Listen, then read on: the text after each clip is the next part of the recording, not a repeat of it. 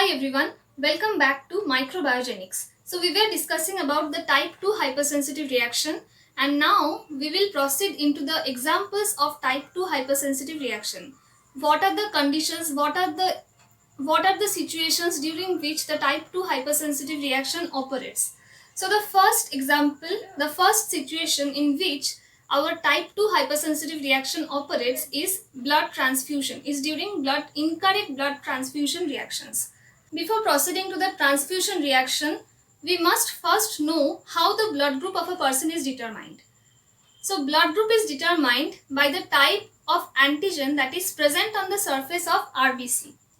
RBC means red blood cells. So red blood cells express antigen on its surface. And two types of antigens can be present on the surface of RBC. Antigen A and antigen B. So these are the two types of antigens that can be present on the surface of RBC. And the presence of these antigens actually determines the blood group of a person. So if A antigen is expressed on the surface of RBC, then the person will be of A blood group. Similarly, if B antigen is expressed on the surface of RBC, then the person will be of B blood group. If both AB is present, then person will be of blood group AB. If no antigen is present, then the person will be of blood group A. This is how the blood grouping is performed. Blood group is basically the antigen that is expressed on the surface of RBC. And this antigen determines the blood group of a person. So this is a chart in which all the possibilities of antigen that can be present on the surface of RBC is given. So we basically have four types of blood group: A, B, AB and O. So these are the four blood groups that are present in the population. So here is a chart which says what type of antigens are present on the surface of RBC, what is the blood group of a person, and what are the antibodies that will be present on the blood of a person of a particular blood group. So if a person have A antigen on the surface of RBC, then the blood group will be A, and the antibody that will be present in the blood of the person is anti-B. So anti-B will be present on the blood of the person. If A antigen is present on the RBC, then blood group will be A, and antibody that will be present in the blood is anti-B. So the person will have antibodies against the B antigen because the B antigen is not present on the surface of the RBC. That is why the person will have antibodies against the B antigen. So whenever a person of blood group A is receiving a blood of group B, then the antibodies that will be present on the blood of the person, the antibodies will react with the B antigen of the blood and transfusion reaction will occur. This is the reason behind the transfusion reaction. Similarly, if B antigen is present on the surface of RBC, then blood group will be B and the antibody that will be present on the blood is anti-A. When antigen is AB, when both AB antigen is present on the surface of RBC, then no antibodies will be present in the blood and blood group will be AB.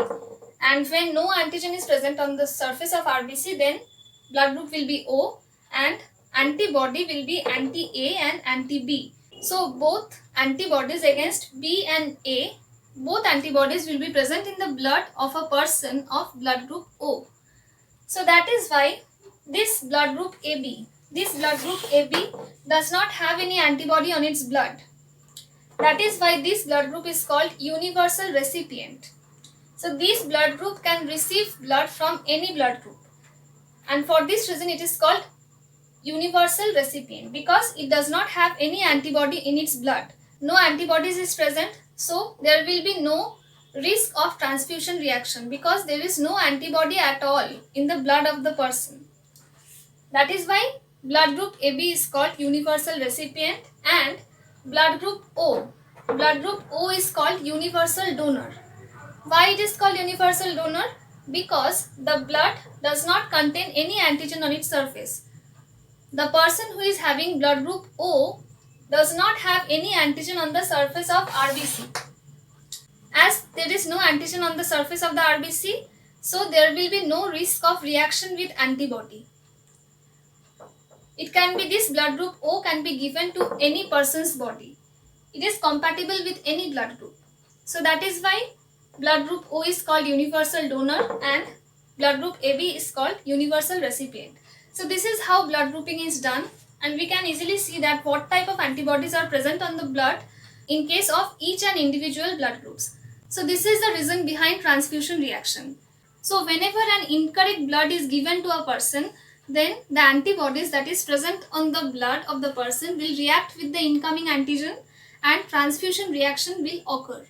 Transfusion reaction basically occur whenever an improper blood, incorrect blood is given to a recipient. So what happens when incorrect blood is given to a recipient? The antibodies that is present on the blood of the person will react with the antigen, and these give rise to transfusion reaction. So our immunity will be activated, the complement pathway will be activated, the ADCC will be activated, and they will kill the cell, and the donor blood will be destroyed. So transfusion reaction does not occur only in the case of blood group AB. So when the blood group is AB, then only no transfusion reaction will occur, because this person does not have any antibodies in his or her blood. So this is all about the transfusion reaction, and because of transfusion reaction the complement pathway will be activated, the ADCC will be activated, and all the incoming antigens will be destroyed. So these transfusion reactions belong to the category of type 2 hypersensitive reaction.